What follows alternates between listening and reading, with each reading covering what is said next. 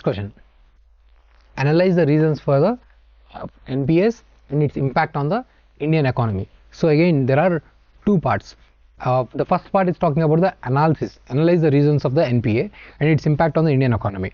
Okay, let's say in the body I have mentioned this way in the point format, but if you do the same thing in the exam, it will not fetch you marks because analysis has to be given. Okay, since anyway I will take the discussion in the class, so that's why I have mentioned this in the point format, but we have to give the analysis.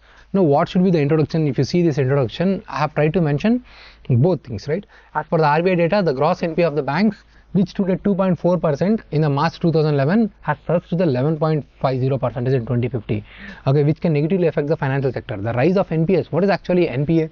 Why is it problematic to us? Let's say I have taken loan from the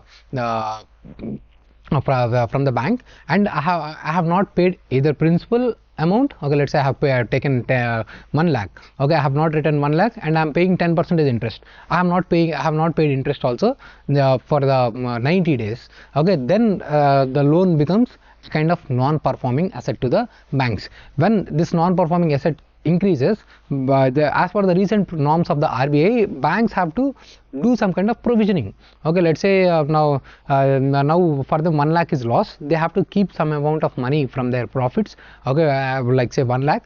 Okay, now this will reduce their profits, and the amount of money that is available with the banks for the lending purposes to the companies, it will reduce, right? This will affect your credit limit.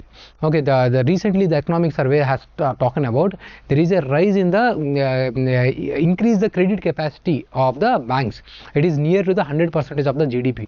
Earlier during the time of the COVID, it has come down to the 60%. It is very poor.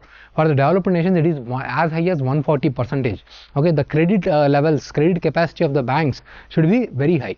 But your NPS, presence of the NPS will actually erode your loan giving capacity of the banks, and this will hamper the economy, and this will hamper the productivity and everything. It will cause so much of the loss. So that's why this non-performing assets topic is very important for us. Okay, so the non-performing asset is a situation in which principal or interest on asset is defaulted for more than 90 days. Okay, so what are the various reasons for it? So firstly, the economic slowdown. Let's say during the time of the COVID, there were many NPAs, right? Banks, companies who have taken loan, okay, let's say have started some kind of bakery, but suddenly and have taken loan for that bakery, but suddenly some kind of COVID has happened, or some situation has happened, and the demand in the market has come down. Okay, now I have faced losses. So now I am not able to pay back to the banks. Okay, so when there is economic slowdown, the payment capacities of the corporates and the households will be reduced. This will cause the NPS. Now policy issues from the government we have seen. Okay, let's say land acquisition delays. Land acquisition delay will lead to the cost overrun. Let's say we were discussing about the Polavaram project. In the Polavaram project, government has delayed the land acquisition. So whatever the in the similar cases, whenever the government is planning some kind of project, okay, let's say I'm some kind of steel manufacturing company, and I need a land for establishing my steel company. So I have taken estimating cost. I have taken some kind of loan, but government has delayed the land acquisition, and my cost has actually increased. Okay, so I'm not able to repay it to the bank. Okay, whatever I thought, okay, I will be able to generate the revenue in 1-2 years, but that has not actually happened because I did not get land itself. How can I generate the revenue, and how can I generate the return from that, and how can I repay back to the banks? So that is a problem. So all these policy issues, okay, red tapeism, land acquisition, power purchase cancellation agreements, which I have already discussed. Okay, these things are the kinds of policy uncertainties. Increases the cost overrun, cancellation of the coal over blocks. All these things can cause the NPS. Now now if you see, the causes are multiple. One thing is economy related causes. These things are government problems from the government side, right? Government is causing red tapeism, bureaucracy. Okay, so if you observe, the non-performing asset problem is not restricted, is not only just generated because of the banks. You cannot solve the non-performing asset problem by just focusing on the banks. There is problem from the government side, there is problem from the corporate sector, or business sector, there is problem from the bank side, and there is also problem for the customer or else consumer side. We will see all those things. So corporate governance is poor. Okay, over leverage. Okay, what is this over leverage? Over leverage means simply it means borrowing more than what they can repay. Okay, let's say let's say I have okay, I don't have much of business skills. I have thought, okay, suddenly I can do some kind of wonders with my food business. I have started some kind of bakery. I have bought a loan of somewhere around 20 lakhs. So that is called as a over leverage. Okay, let's say my asset is of somewhere around 5 lakhs. Okay, I have kind of collateral or else some kind of guarantee or surety 5 lakhs, but I have went beyond my actual repayment capacity. My asset level is actually, the surety level is 5 lakhs only, but I have borrowed from the banks, it's up to the 20 lakhs, right?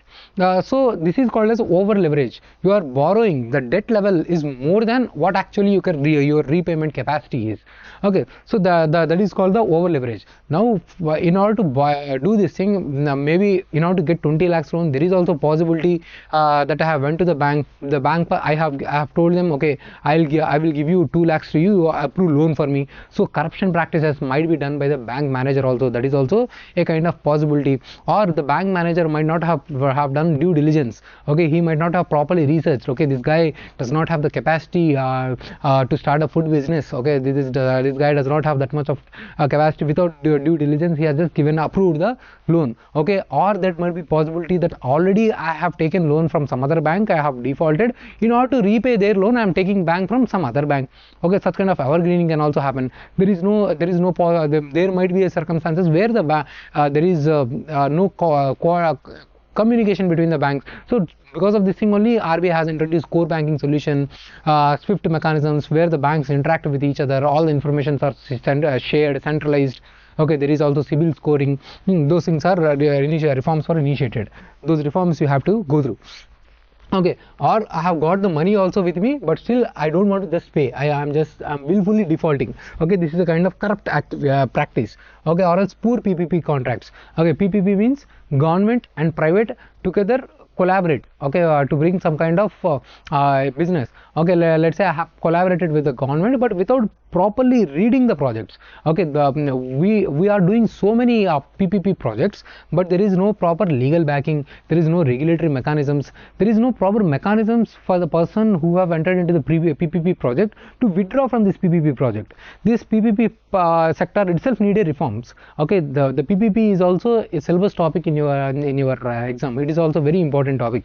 Okay, you have to go through those models, the problems in the PPP sector. That can also be independent question. Lack of those poor PPP contracts, issue of the poor PPP contracts can also lead to the higher NPS.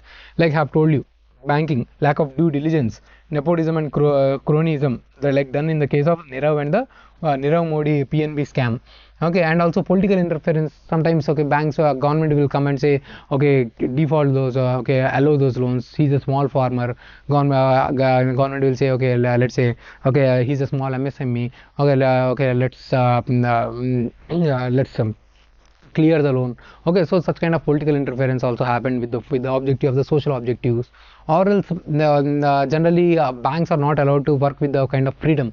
Okay, there will be so much of bureaucratic structure. All these things, political interference and all, it will interfere in the performance of the bank.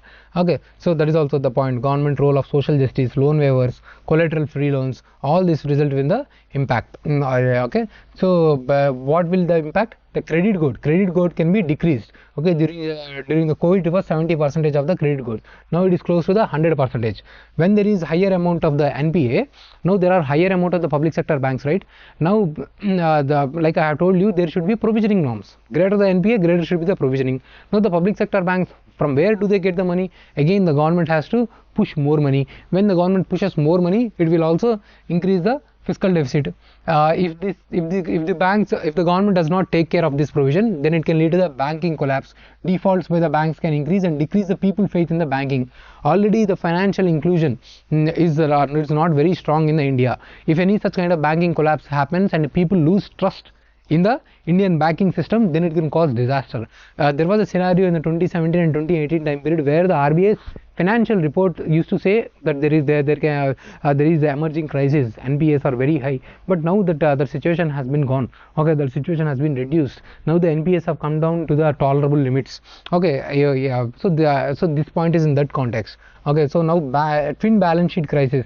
Okay, banks and corporates both will now the NPS or why the NPS? Because okay, let's say I have discussed in that while discussing about the discoms. Okay, now the because discoms are not paying, the power generator company, his balance sheet has been affected. Now his balance sheet has got affected. He is not paying money to the repaying money to the bank. So this will affect his repaying capacity, right?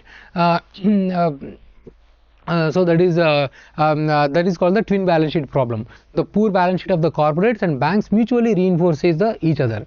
Okay, social objectives like priority sector, all these things will be affected if there is no proper capacity of the banks.